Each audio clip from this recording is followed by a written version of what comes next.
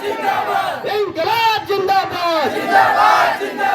देखिए, देश तो 1947 में हमें आप क्या दे रहे हैं?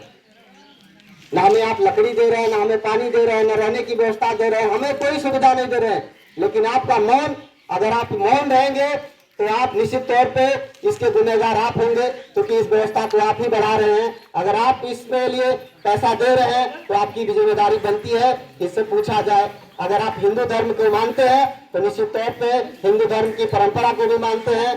हिंदू धर्म की परंपरा मानते हैं तो यहाँ अपने लोगों का सौदा कर, और जल्द ही इस तानाशाह प्रशासन को जवाब मिल जाएगा। आज दूसरा दिन है और अभी तक शासन प्रशासन से किसी ने कोई हम लोगों से संपर्क नहीं किया है। तो निश्चित तौर पे शासन प्रशासन की मिली भगत है, उसे अपने नागरिकों की चिंता नहीं है। वो अपने नागरिकों के लिए उतना बेपरवाह है। मिर्जापुर का जिला प्रशासन, अगर उसको परवाह होती है तो किसी समाज की सामाजिक व्यवस्था में हस्तक्षेप नहीं करता।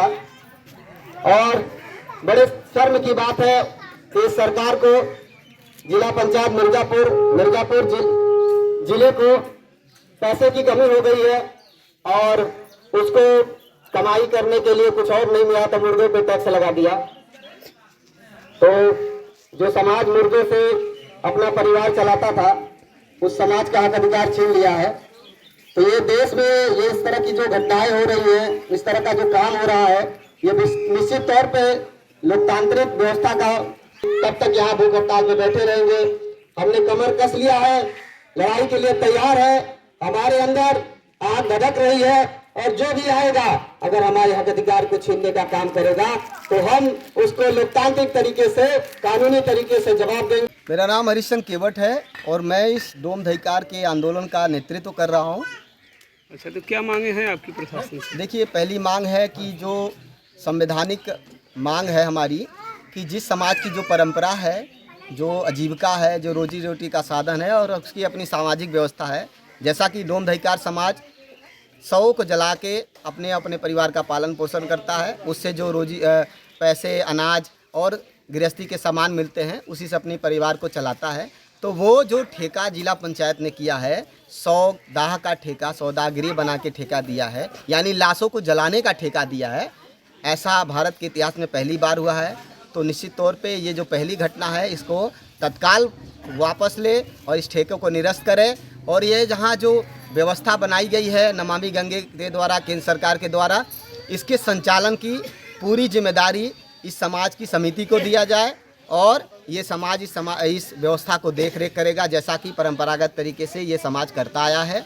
और जो इस पे कानून का जो दबाव है उसको कम किया जाए। यहाँ के लोगों की जो सामाजिक स्थिति है उसको भी सरकार देखे। इस बस्ती में जितने भी लोगों के पास जो सामाजिक सुरक्षा की योजनाएं नहीं है, सरकार द्वारा संचालित योजनाएं हैं, उसका भी इनको लाभ दिया जाए।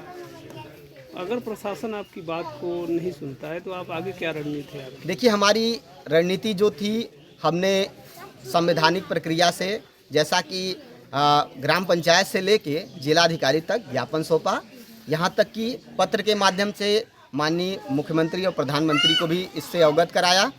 लेकिन हमारे पास जो जवाब आया बिल्कुल ही असंतोषजनक रहा और हमारे साथ किसी भी प्रकार का कोई भी सहयोग नहीं किया गया। और जिलाधिकारी द्वारा भी यही कहा गया कि जिला पंचायत ने इसका ठेका किया है। हम जो जन सुनवाई में गए थे वहाँ भी यही बात आई कि जिला पंचायत ने इसका ठेका किया। आगे की क्या नीति है? हमारी आगे की नीति ये है कि देखिए, हम आमरण अनशन पे बैठे हैं, तो निश्चित तौर पे अगर ये सरकार नहीं चाहती कि हम लोग जैसे डोम धिक्कार समाज के लोग यहाँ जिंदा रहें, तो हम लोग यहाँ पे भूख हड़ताल करते हुए अपने प्राणों की आहुति दे देंगे। कल से आप लोग बैठे हुए हैं, क्या कोई अधिकारी यहाँ पे आए हुए हैं? अभी तक हमारे पास किसी भी अधिकारी का कोई भी मैसेज नहीं आया, कोई भी हमसे वार्ता नहीं हुई, कोई भी हमसे संपर्क नहीं किया है। तो मुझे लगता है अधिकारियों को ऊंचा सुनने की आवाज़ है, तो अगर वो ऊंचा सुनना चाहते हैं तो हम उसके लिए भी तैयार हैं।